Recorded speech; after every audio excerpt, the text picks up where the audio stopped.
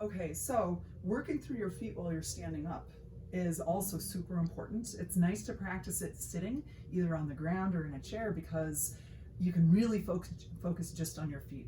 Once we stand up, all of that footwork is going to work up through our hips and our torso and our trunk and everything else as we're standing.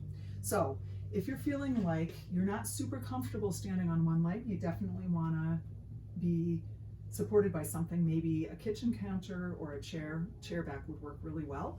If you're feeling more confident in your balance and in your ability to use your feet, you could definitely do this without holding on, but safety first. And then, because right now we're focusing on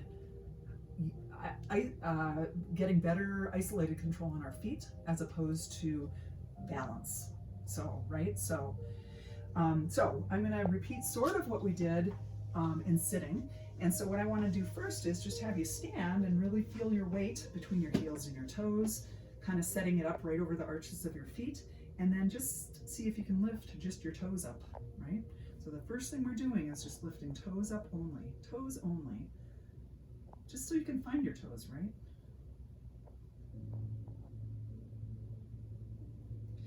Then if you'd like, we can add moving an ankle. This is a little bit hard. Some of us tend to get a little tight in this range as we get older, and you can maybe see for me that my left foot is nice and loose and my right foot is a little harder.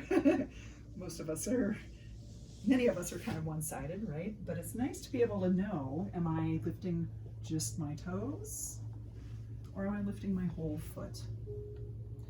And our goal here with doing these foot exercises is to be able to do both and know what we're doing. Good. So that's a nice way to start warming up, is everything flexing up. Then we can go through and we can just lift heel only. This is one where it's probably good to start with one foot at a time. So if you're keeping your weight on your left foot, you're just going to press through the ball of the right foot. What you want to feel here is that you can really press your weight down through the ball of the foot, and the further forward you bring your knee, the more of a stretch you're going to get in the bottom of your toes. And it's very nice to work on that stretch. So this is a really great way to get some good stretch and to get good control through your feet.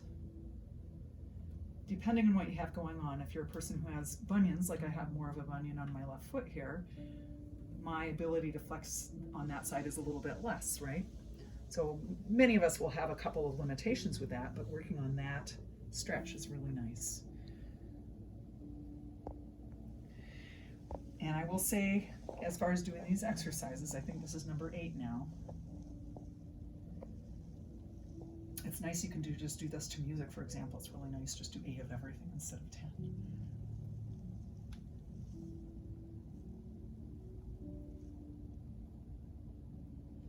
Good. And then you probably want to do a peel off. Like, I always think about this as peeling my foot off, right? So I'm going to peel my heel off, and then peel my toe off, and then I'm going to put my toe back down and put my heel back down. You want to try to really feel the floor as you're going through this movement too. And toes, and heels, and heel, and toe, and toe, and heel, and heel, and toe, and toe, and heel again, heel, and toe, and toe, and heel, and heel, and toe, and toe, and heel, and heel, and toe, and toe, and heel, and heel, and toe, and toe, and heel. Then I think it's nice to work on a heel raise. So all of this work that you just do, isolating your feet and getting a little bit more stretch underneath your toes, helps a lot when you start doing this movement where you're rising up on your toes. If any of you have ever done physical therapy before, probably someone gave you this exercise, right? And one of the things that makes it hard is if your toes are really tight, if they're stuck here and they can't do that, it makes it really hard to go up on your toes, right? So we've just warmed up our feet and kind of loosened everything up, and now being able to rise up on the toes is really nice.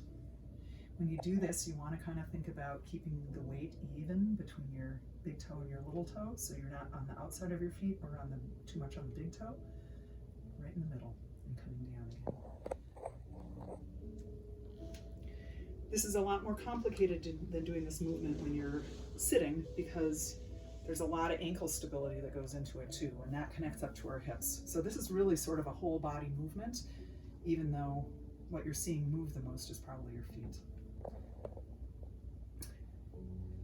And up and down. Now, if you wanted to go through and do a more, like a very classic dance movement, I'm keeping my feet sort of hip width apart here, and my feet are kind of parallel, which is a little, it's a little bit artificial. Like normally we stand with our feet a little bit out.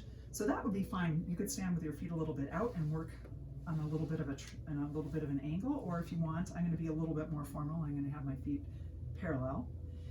But what you want to do is you want to brush your foot across the floor until you point, and then you're going to bring it back in. So you're really feeling your foot sort of caress the floor as you slide your foot out, and then bring it back in, press the floor, and bring it back in, and caress the floor. You can see how there's this beautiful movement through the foot, and if you can be sort of soft and sensitive through your foot, you really get a nice smooth movement.